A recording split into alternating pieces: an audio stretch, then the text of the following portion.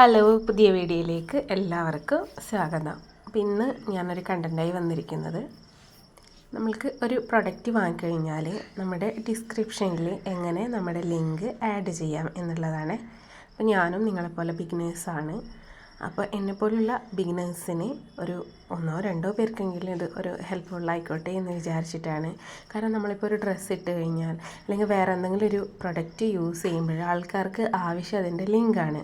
അതായത് ആ ലിങ്കിൽ ഡയറക്റ്റ് കയറി നമ്മൾ ടൈപ്പ് ചെയ്ത് കൊടുക്കാതെ ഡയറക്റ്റ് കയറിയിട്ട് നമുക്ക് ആ സാധനം പർച്ചേസ് ചെയ്യാൻ വേണ്ടിയിട്ടുള്ള ഒരു ഹെൽപ്ഫുള്ളായിട്ടുള്ള ഒരു വീഡിയോ ആയിരിക്കുമെന്ന് ഞാൻ വിചാരിക്കുന്നു.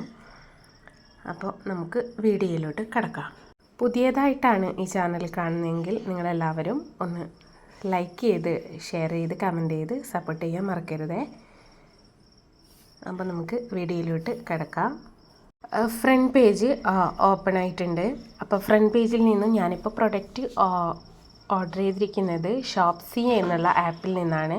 അപ്പോൾ ഷോപ്സി ഡൗൺലോഡ് ചെയ്യാത്തവർ പ്ലേ സ്റ്റോറിൽ പോയിട്ട് ഷോപ്സി എന്ന് ടൈപ്പ് ചെയ്താൽ നമുക്ക് ഷോപ്സി എന്നുള്ള ആപ്പ് ഡൗൺലോഡായിട്ട് വരും. പിന്നെ നമ്മൾ ഓർഡർ ചെയ്തിട്ടുള്ള ആ ഒരു ഓർഡേഴ്സ് എന്നുള്ള താഴെ കാണുന്ന മെനുന്ന് ഒരു ഓർഡർ അക്കൗണ്ടിൽ പോയിട്ട് നമ്മുടെ ഓർഡേഴ്സ് എന്നുള്ള ആ ഒരു ബട്ടൺ ക്ലിക്ക് ചെയ്താൽ നമ്മൾ ഓർഡർ ചെയ്തിട്ടുള്ള പ്രൊഡക്റ്റ് എന്താണെന്ന് വെച്ചാൽ വരിക.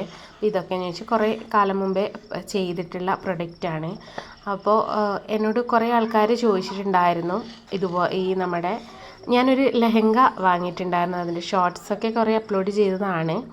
അപ്പോഴാണ് എനിക്ക് ഈ ഒരു ഐഡിയ വരുന്നത്. അപ്പം നമ്മൾ സെലക്ട് ചെയ്യുക നമ്മൾ ഓർഡർ ചെയ്തിട്ടുള്ള പ്രൊഡക്റ്റ്. അപ്പോൾ ഈ ഒരു ലെഹങ്കയുടെ പ്രൊഡക്റ്റാണ് ഞാൻ ഓർഡർ ചെയ്തിട്ടുള്ളത്. അത് നമ്മൾ ക്ലിക്ക് ചെയ്യുന്ന സമയത്ത് ഇതുപോലുള്ള ഒരു പേജ് ഓപ്പൺ ആയിട്ട് വരും. അപ്പോൾ ഇതിൻ്റെ തൊട്ട് സൈഡിലായിട്ട് നമുക്ക് ഷെയർ എന്നുള്ള ഒരു ബട്ടണും കൂടി കാണാൻ പറ്റും. അപ്പോൾ അത് ഒന്ന് നമ്മൾ ക്ലിക്ക് ചെയ്യുമ്പോൾ തന്നെ നമുക്ക് ഇതേപോലെ താഴെ വേറൊരു പേജ് ഓപ്പൺ ആയിട്ട് വരും. ഇതിന് നമ്മൾ ആദ്യം ചെയ്യേണ്ടതെന്ന് വെച്ചാൽ കോപ്പി ലിങ്കാണ് ചെയ്യേണ്ടത്. അപ്പോൾ കോപ്പി ലിങ്ക് ചെയ്യുമ്പോൾ അത് ഓൾറെഡി അത് കോപ്പി ആയിട്ട് വന്നു.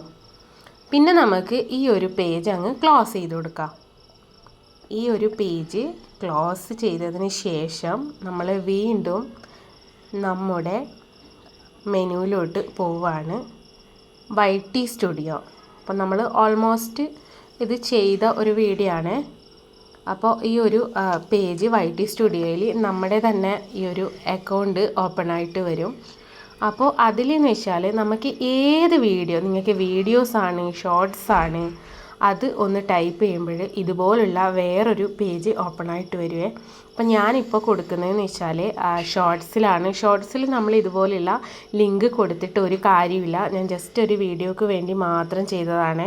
അപ്പം നമ്മൾ ഇതുപോലെ എടുത്ത് ഷോർട്സിൻ്റെ അടിയിൽ ഇതുപോലെ ഡിസ്ക്രിപ്ഷനിൽ വന്നു കഴിഞ്ഞാൽ നമുക്ക് ഇവിടെ കണ്ടോ ടേക്ക് എ ലുക്ക് എന്നും പറഞ്ഞിട്ട് നമ്മുടെ കീബോർഡിൻ്റെ തൊട്ട് മുകളിലായിട്ട്, അപ്പം അതൊന്ന് പ്രസ് ചെയ്താൽ, ഒന്ന് ക്ലിക്ക് ചെയ്ത് കഴിഞ്ഞാൽ നമുക്ക് വീണ്ടും നമ്മുടെ ആ ഒരു ലിങ്ക് നമ്മൾ തൊട്ട് മുന്നത്തെ പ്രാവശ്യം ഷോപ്സിയിൽ കോപ്പി ചെയ്തിട്ടുള്ള ആ ഒരു ലിങ്ക് നമുക്കിവിടെ ഓപ്പൺ ആയിട്ട് വരും.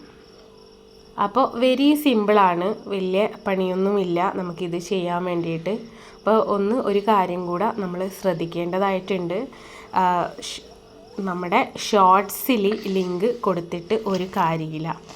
അപ്പോൾ ആഡ് ഡിസ്ക്രിപ്ഷൻ ഞാൻ ഒന്നും കൂടി അത് ഡിലീറ്റ് ആക്കിയിട്ട് നിങ്ങൾക്ക് കാണിക്കുന്നതാണ്. അപ്പോൾ നമുക്ക് എളുപ്പത്തിൽ ചെയ്യാൻ പറ്റുന്ന ഒരു സംഭവമാണ്. ഇനിയിപ്പോൾ നമ്മുടെ ഡിസ്ക്രിപ്ഷനിൽ നിങ്ങൾ കണ്ടോ ടേക്ക് എ ലുക്ക് എന്നും പറഞ്ഞിട്ടുള്ള നമ്മുടെ ആ ഒരു കോപ്പി ഇവിടെ ലിങ്കിൽ വന്നിട്ടുണ്ട്. അപ്പം നമുക്ക് ആവശ്യമുള്ളവർക്ക് എടുക്കാം. അപ്പോൾ ഷോർട്സിൽ ഇത് യൂസ്ഫുൾ അല്ല.